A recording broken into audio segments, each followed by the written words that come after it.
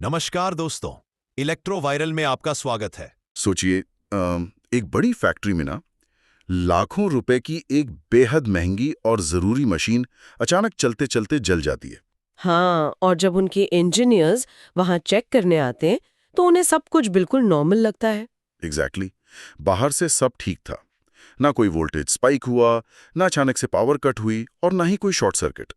तो एकदम से उस मशीन को आखिर किसने मारा? ये एक ऐसा सवाल है जो किसी को भी परेशान कर सकता है। राइट। और जवाब उस बिजली में छुपा है जिसे हम सब बिल्कुल सेफ और नॉर्मल समझते हैं। हम हर दिन अपने स्विच बोर्ड्स में चार्जेस लगाते हैं, हैवी मोटर्स चलाते हैं और हमें लगता है कि बस बटन दबाया और एनर्जी आने लगी। पर उस वायर के अंदर जो एनर्जी दौड़ रही है ना, उसकी एक इनविजिबल क्वालिटी होती है और इसके बारे में लोग तब तक नहीं सोचते जब तक किसी मशीन से धुआं ना उठने लगे। बिल्कुल सही कहा आपने।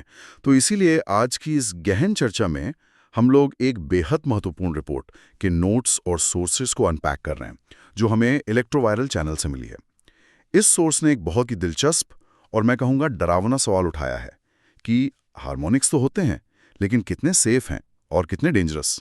हाँ, ये वाकई में एक ऐसा विषय है जिसे आमतौर पर ना पूरी तरह से अनदेखा कर दिया जाता है, क्योंकि हम वोल्टेज और करंट को तो इजीली नाप लेते हैं। अगर 220 वोल्ट आ रहा है तो हमें लगता है कि पावर बिल्कुल परफेक्ट है। लेकिन उन नंबर्स के पीछे, उस वोल्टेज के अंदर एक पूरी कहानी चल रही होती है, राइट? बिल्कुल चल रही होती है। जब हम हार्मोनिक्स की बात करते हैं तो हम दरअसल उस पूरे एनर्जी वेवफॉर्म के अंदर छुपी हुई अशुद्धियों की, यानी इम्प्योरिटीज और शोर की बात कर रहे होते हैं। इलेक्ट्रोवायरल चैनल ने जिस तरह से इस रिपोर्ट को सामने रखा है ना, वो वाकई मजबूर करता है ये सोचने पर कि हमारी हर दिन इस्तेमाल होने वाली टेक्नोलॉजी कितने बड़े जोखिम में है, चाहे वो एक छोटा सा डेटा सेंटर हो या एक बड़ा पावर प्लांट। सही बात है। एक नॉर्मल दिखने वाला पावर आउटलेट अपने अंदर एक ऐसी डिस्टॉर्टेड एनर्जी छुपाए हो सकता है जो धीरे धीरे आपके महंगे उपकरणों की उम्र आधी कर रही है और किसी को पता भी नहीं चलता। ठीक है, तो इससे पहले कि हम इस बात पर आएं कि खतरा कितना बड़ा है और इसकी सेफ्टी लिमिट्स क्या हैं, चलिए इसको थोड़ा और अनपैक करते हैं कि आखिर ये डिस्टॉर्शन या हार्मोनिक्स असल में क्या बला है। हाँ, सबसे पहले बेसिक समझना जरूरी है, क्योंकि अगर हम इसके बुनियादी कॉन्सेप्ट को समझ लें तो आगे की सारी फिजिक्स खुद ब खुद साफ हो जाएगी। तो चलिए इसको एक एनालॉजी से समझने की कोशिश करते हैं। फर्ज कीजिए कि एक बेहद सुरीला गायक एक बिल्कुल शांत कमरे में माइक्रोफोन पर गा रहा है। अच्छा। और उसकी आवाज बिल्कुल साफ है, एक स्टेडी ठहराव के साथ। ये जो मूल आवाज है, जो बिल्कुल शुद्ध है, इसको हम इलेक्ट्रिकल की भाषा में फंडामेंटल कह सकते हैं। इंडिया में या कई देशों में ये फंडामेंटल आवाज 50 हर्ट्ज या 60 हर्ट्ज की एक स्मूथ साइन वेव होती है। ये वो प्योर एनर्जी है जो पावर प्लांट ने हमारे लिए बनाई थी। एग्जैक्टली। ये बहुत अच्छी एनालॉजी है। वो शुद्ध साइन वेव एकदम परफेक्ट रिदम में ऊपर नीचे होती है। ये हमारी फंडामेंटल वेव है, मतलब उस गायक की असली आवाज। राइट। लेकिन अब सोचिए कि उसी रिकॉर्डिंग रूम में जहां वो गायक गा रहा है, वहां पीछे से अचानक कोई मिक्सर ग्राइंडर चला दे। Oh no. हाँ, और फिर खिड़की के बाहर से हैवी ट्रैफिक का शोर आने लगे और कुछ लोग आपस में जोर जोर से बातें करने लगे। अब जो फाइनल आवाज माइक्रोफोन रिकॉर्ड करेगा ना, उसमें उस गायक की मूल आवाज तो जरूर होगी, लेकिन उसके साथ वो सारा बेकार का शोर भी मिक्स हो चुका होगा। बिल्कुल, एकदम खिचड़ी बन जाएगी। सही कहा, खिचड़ी बन जाएगी। इस शोर को, इस खराबी को हम टोटल डिस्टॉर्शन कह सकते हैं। तो अगर हम इलेक्ट्रोवोरल की रिपोर्ट के हिसाब से THD यानी टोटल हार्मोनिक डिस्टॉर्शन के मैथमेटिकल फॉर्मूला पर ध्यान दें, जो कि है total distortion divided by fundamental, तो ये फॉर्मूला असल में उन वायर्स के अंदर चल रही वेव के बारे में हमें क्या दर्शाता है। मैं बताती हूँ। ये एनालॉजी सच में बहुत सटीक है, क्योंकि ये शोर और मूल आवाज के फर्क को बिल्कुल क्लियर करती है। दरअसल जब बिजली किसी पावर प्लांट से बनती है ना, तो वो बिल्कुल उस सुरीले गायक की आवाज की तरह प्योर साइन वेव के रूप में होती है। ठीक है। लेकिन रास्ते में हमने उस वेव के साथ क्या किया? हमने ग्रिड में लाखों ऐसी चीजें जोड़ दी हैं जो बिजली को सीधे तौर पर नहीं पीती हैं, जैसे कि LED लाइट्स हो गईं, कंप्यूटर के चार्जर्स हो गए या वेरिएबल फ्रीक्वेंसी ड्राइव्स। ओह, मतलब हमारे घर के आम अप्लायंसेस। हाँ बिल्कुल। ये सब डिवाइसेस पावर को एक स्मूथ फ्लो में लेने के बजाय हर सेकंड में हजारों बार पावर को चॉप करती हैं, मतलब उसके छोटे छोटे हिस्से नोचती हैं। नोचती हैं? ये थोड़ा अजीब लग रहा है सुनने में। असल में वही होता है। इस नोच खसौट की वजह से उस शुद्ध वेव में झटके पैदा होते हैं और यही झटके वापस ग्रिड में ट्रैवल करते हैं। यही झटके दरअसल हार्मोनिक्स है। ऐसी अब आते हैं उस फॉर्मूला पर, total distortion divided by fundamental. ये फॉर्मूला कॉन्सेप्चुअली इस रेशियो पर आधारित है कि आपकी मूल शुद्ध बिजली के मुकाबले उसमें शोर कितना ज्यादा है, यानी डिस्टॉर्शन कितना है। ओके, तो ये बेसिकली एक रेशियो निकल रहा है। हाँ, और ये कोई हवा में तीर चलाना नहीं है। इंजीनियरिंग हमें ताकत देती है कि हम एक सटीक परसेंटेज निकाल सकें। जब हम न्यूमरेटर में टोटल डिस्टॉर्शन रखते हैं और डिनोमिनेटर में फंडामेंटल को रखते हैं तो नतीजा THD का परसेंटेज होता है। ये परसेंटेज सीधे तौर पर ये बताता है कि एक इलेक्ट्रिकल वेव फॉर्म कितनी खराब या पोल्यूटेड हो चुकी है।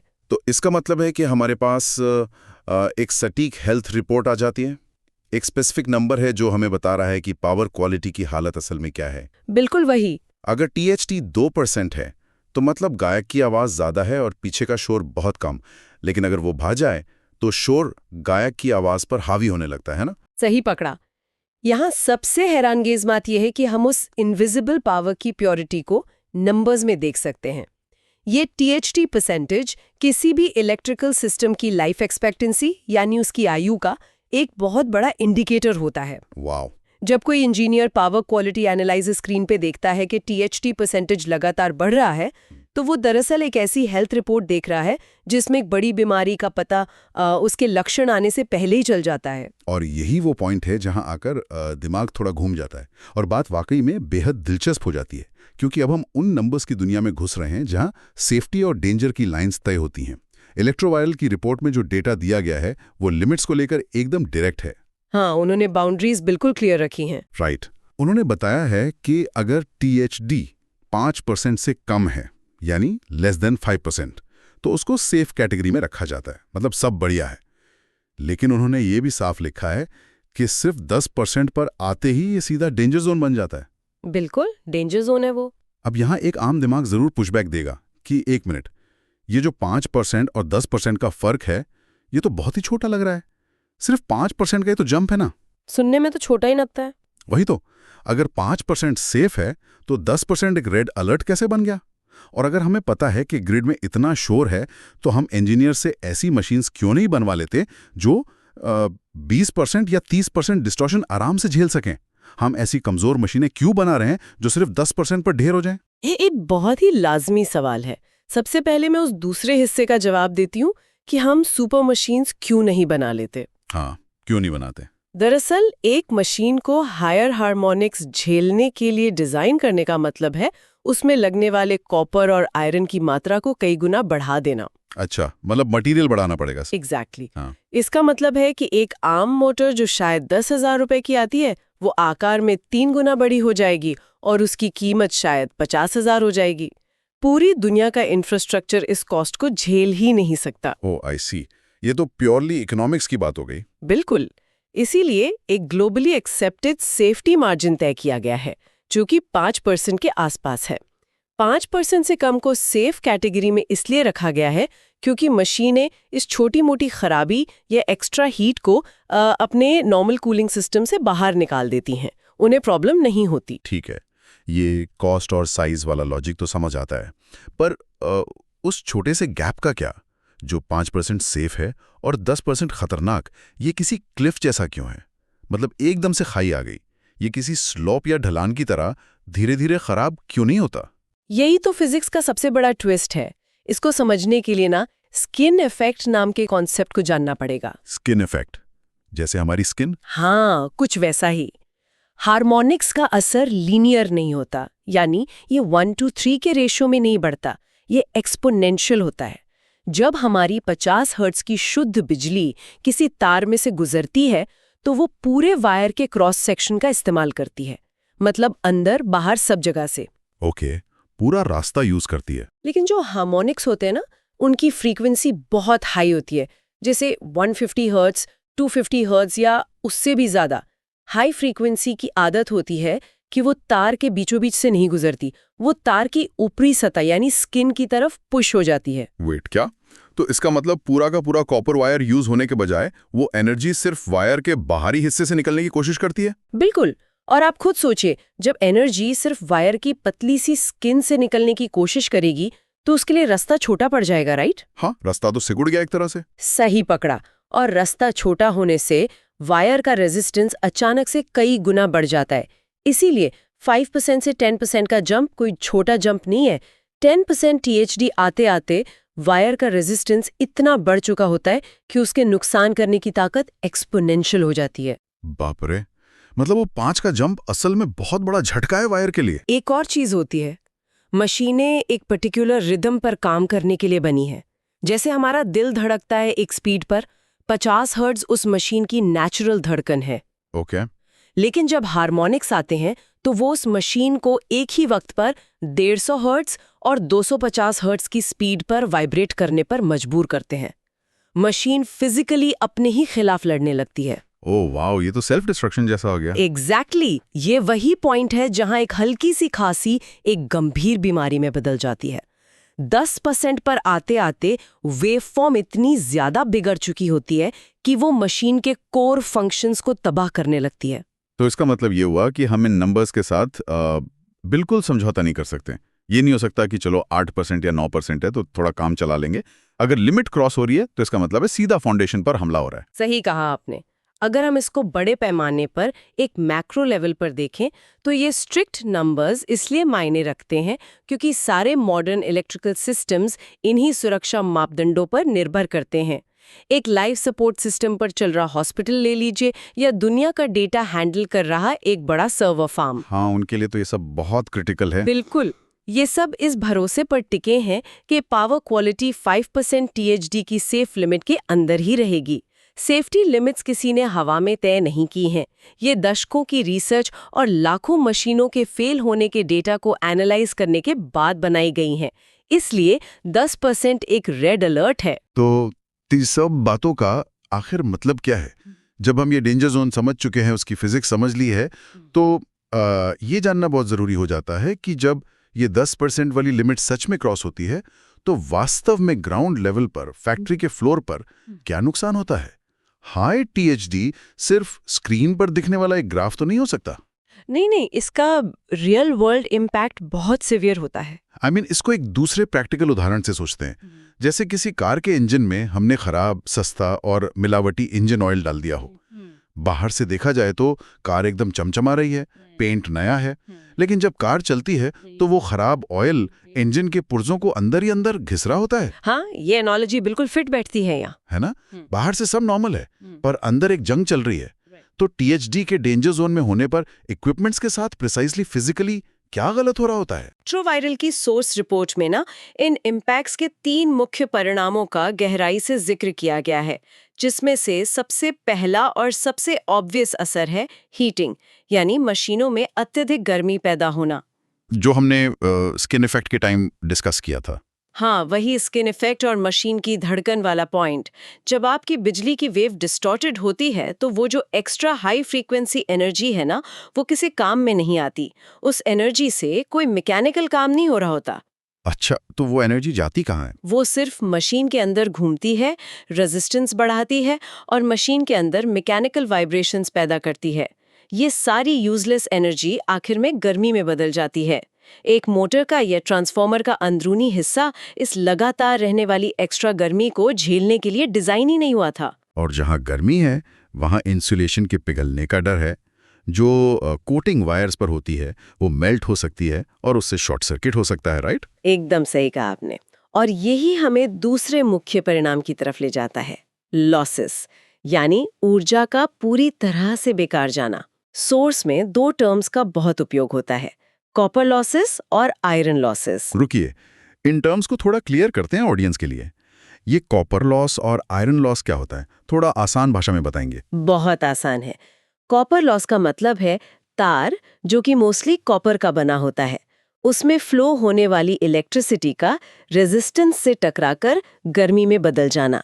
जैसा हमने स्किन इफेक्ट में समझा कि हार्मोनिक्स रेजिस्टेंस बढ़ा देते हैं तो इलेक्ट्रिसिटी आगे बढ़ने के बजाय वायर को ही गर्म करने लगती है। ओके, तो वो एनर्जी वेस्ट हो गई बेसिकली। हाँ, ये ऊर्जा वेस्ट हो गई, इसे कॉपर लॉस कहते हैं। और दूसरा है आयरन लॉस। ये मशीन के कोर में होता है जहां मैग्नेटिक फील्ड बनती है। हार्मोनिक्स उस मैग्नेटिक फील्ड को बार बार डिस्टर्ब करते हैं, जिससे वो आयरन का कोर बेमतलब गर्म होने लगता है।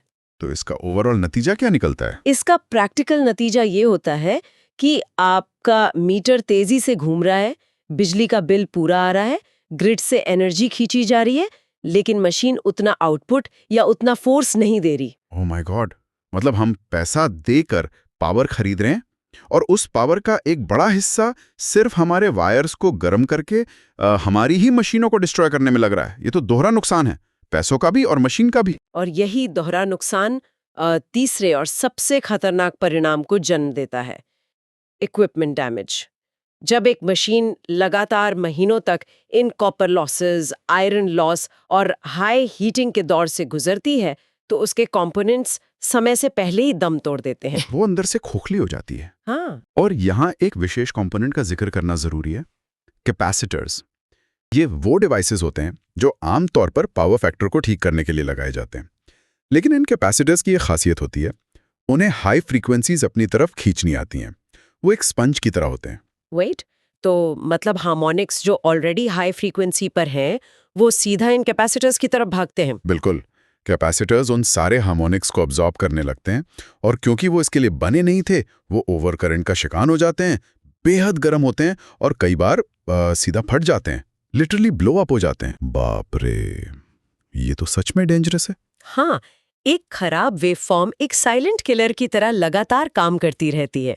पहले एफिशिएंसी कम होती है, फिर उसके वाइटल पार्ट्स कमजोर होते हैं और आखिर में एक दिन मशीन चलते चलते पूरी तरह से फेल हो जाती है। जैसे कि हमने इस चर्चा की शुरुआत में उस फैक्ट्री वाली स्टोरी में बात की थी। हाँ, वही जली हुई मशीन। एग्जैक्टली। इससे एक बहुत बड़ा सवाल उठता है कि जब हमें मालूम है कि आजकल के मॉडर्न इलेक्ट्रॉनिक्स खुद ही इस शोर को पैदा कर रहे हैं, तो क्या आने वाले वक्त में ग्रिड को इस 10% डेंजर जोन से बचाना नामुमकिन हो जाएगा? ये एक वाकई में आंखें खोलने वाला विश्लेषण है। मुझे लगता है जो बात एक सिंपल मैथमेटिकल फॉर्मूला से शुरू हुई थी, वो अब एक पूरे इंफ्रास्ट्रक्चर के सर्वाइव करने की कहानी बन चुकी है। मैं पूरी तरह अग्री करती हूँ। चलिए इस पूरे गहन विश्लेषण को एक बार संक्षेप में जोड़ लेते हैं। सबसे पहले हमने उस मूल कॉन्सेप्ट को समझा, टोटल हार्मोनिक डिस्टॉर्शन, एक प्योर साइन वेव यानी उस शांत कमरे में गायक की आवाज और उसमें मिलने वाले मिक्सर, ग्राइंडर और ट्रैफिक के शोर यानी टोटल डिस्टॉर्शन का रेशियो। हमने देखा कि कैसे टोटल डिस्टॉर्शन को फंडामेंटल से डिवाइड करके हम उस खराबी का सटीक परसेंटेज निकाल सकते हैं। हाँ, फिर हमने उन क्रिटिकल बाउंड्रीज को देखा, लेस देन 5% की सेफ लिमिट, जहां सारी मशीनें अपने नॉर्मल ब्रीदिंग रिदम यानी अपनी नेचुरल धड़कन में आराम से काम करती हैं, और फिर वो 10% का रेड अलर्ट डेंजर जोन। और हमने ये भी समझा कि ये गैप इतना संवेदनशील क्यों है। बिल्कुल, क्योंकि स्किन इफेक्ट और हाई फ्रीक्वेंसीज की वजह से रेजिस्टेंस और हीट लीनियर नहीं बल्कि एक्सपोनेंशियल तरीके से बढ़ते हैं। मशीनें अपने ही अंदर दो अलग अलग स्पीड्स पर लड़ने लगती हैं। राइट, और इस आपसी लड़ाई का नतीजा हमने रियल वर्ल्ड इम्पैक्ट्स के रूप में देखा। हीटिंग, जहां मशीनें भारी मात्रा में अंदरूनी गर्मी पैदा करती हैं। लॉसेस, जहां कॉपर और आयरन लॉसेस की वजह से बिजली का भारी बिल भरने के बावजूद एनर्जी सिर्फ वेस्ट होती है। और आखिर में इक्विपमेंट डैमेज, जहां कैपेसिटर्स जैसे पुर्जे ओवर करंट से फट जाते हैं और लगातार चलने वाली मशीन्स समय से पहले ही दम तोड़ देती हैं। सही।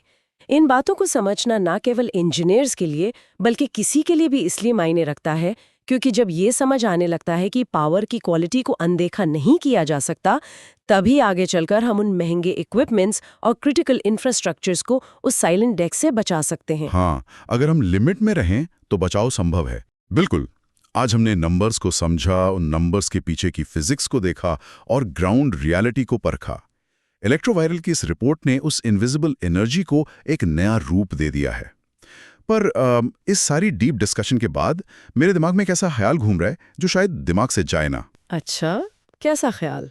हमने फॉर्मूलाज की बात की, परसेंटेजेस की बात की, लेकिन एक बड़ा सवाल ये उठता है कि ये जो डेंजर जोन वाली डिस्टॉर्टेड वेवफॉर्म है जिसने मशीनों को अंदर से तबाह कर दिया, वो आखिर एक ऑसिलोस्कोप की स्क्रीन पर दिखती कैसी होगी? ओ, ये बहुत ही इंटरेस्टिंग थॉट है ना? अगर हम सदियों से चली आ रही उस परफेक्टली स्मूथ, गोलाकार, शुद्ध साइन वेव को इस अजीबोगरीब नोच खसोट वाली खतरनाक वेव के ठीक बगल में रखकर देखें, तो उसकी आकृति में आखिर कितना भयंकर और बड़ा बदलाव नजर आएगा। एक ऐसी छवि जो उस पूरे एनर्जी के करप्टेड रूप को दर्शाती हो। उसकी शक्ल सच में कितनी बिगड़ी हुई होगी, ये सोचने वाली बात है। एग्जैक्टली ये रियल वेवफॉर्म डिस्टॉर्शन आखिर दिखता कैसा है? इस तस्वीर को ढूंढने और जानने की उत्सुकता शायद अब तक जाग चुकी होगी। इस बारे में खुद जरूर एक्सप्लोर कीजिए। इस चर्चा में शामिल होने के लिए बहुत बहुत शुक्रिया। इलेक्ट्रोवायरल, आपका इलेक्ट्रिकल एंड इलेक्ट्रॉनिक्स ज्ञान परिवार। हमारा मिशन सिंपल है, ज्ञान हर किसी का अधिकार है। हम पूरे भारत में सही, हाई क्वालिटी टेक्निकल नॉलेज पहुंचा रहे हैं। आप सिर्फ सब्सक्राइबर नहीं, इस ज्ञान क्रांति का हिस्सा है। वीडियो को लाइक, शेयर और सब्सक्राइब जरूर करिए ताकि ये ज्ञान उन लोगों तक पहुंच सके जिनको इसकी सबसे ज्यादा जरूरत है।